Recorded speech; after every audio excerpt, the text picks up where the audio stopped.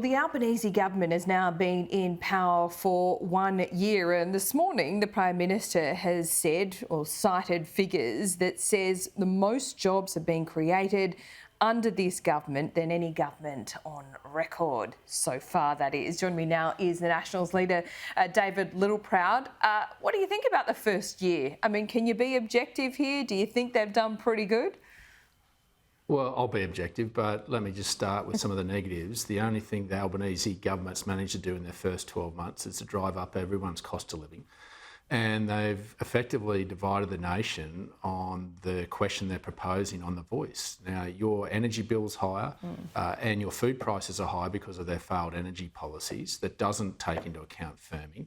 And your mortgage is higher because of the reckless spending that they've undertaken. They put in a budget just on a week ago that they've not even talking about now. That was a welfare budget that pumped $21 billion extra into the economy that fuels inflation. And the people that will pay for that are the working mum and dads out there working in Australia that are trying to pay their mortgage. That means their mortgage will stay higher for longer because they're fueling inflation. Instead of just sensible policy that bring down the drivers on inflation rather than spending more taxpayers' money and trying to get those on unemployment benefits into the workplace, instead of costing $40, why don't we incentivise them to work a bit more so the taxpayer doesn't foot the bill, but we get some productivity out of them, which is what we took. But they've also added 10,000 new bureaucrats in Canberra. That's taking away from real services on the ground. But on the voice, if this was just about constitutional recognition, I sense even the Nationals would help Anthony Albanese print the ballot papers. But instead, he's put another layer of bureaucracy that's adding confusion and just going to have lawyers at 100 paces. This is risky stuff, whereas if you wanted to unite the nation, I think 95% of the population would say, let's have constitutional recognition.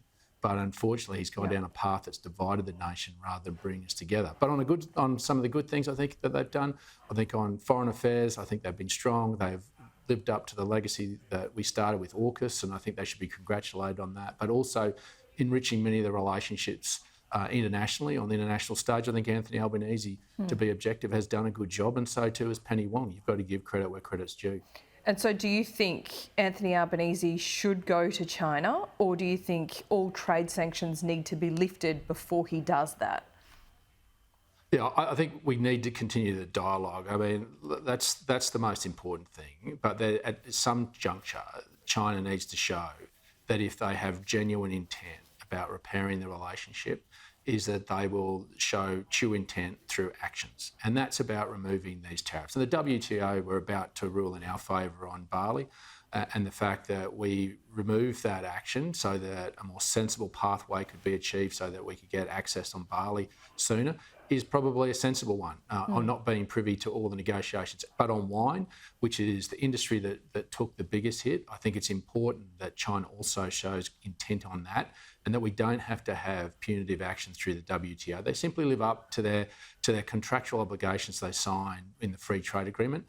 I think we have to be nuanced on this to make sure we get the outcomes, because invariably they're the people that the National Party represent that have hurt the most out of this. We had to stand firm, and I think the G7 are backing us and making sure that they made a very strong statement, not the Quad, but the G7 came out and said we have to stand firm and making sure we diversify our trade, not just give all the emphasis to China, but if we do trade, they have to live up to international commitments. It is a strong statement of support that I think Australia's been seeking for some time, because we were the ones that were holding the line and in fact have got us to this juncture internationally, and Australians should be proud, but there's still a lot of pain out there in regional Australia, and it's important we get those market access opened as quick as we can. Okay, so just to be clear, you differ from your Liberal colleagues here who are suggesting that Anthony Albanese doesn't go to China unless all these sanctions are lifted.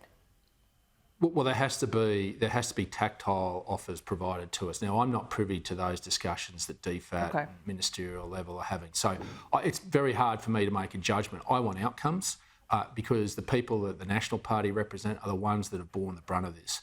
So if there is a course of action that'll open up those markets again without the tariffs, then that's a good thing for regional Australia. We've learned a lesson, and I just say to those exporters, governments don't actually tell you to export to China. You make that commercial decision, and you should make sure you spread and diversify your risk in where you export to. But I think it's important we get outcomes. I'm all about outcomes, but I don't have all the information. But it's important that China does show genuine intent by removing these tariffs to give us the confidence to continue on with that dialogue. Okay, one final question here, because in your first answer you raised this issue of 10,000 public servants being added in Canberra. I take your point there, but I want to ask you this in the context of we've just seen from PwC. Now, we know that this government does want to see more of those in-house consultations rather than outsourcing government contracts.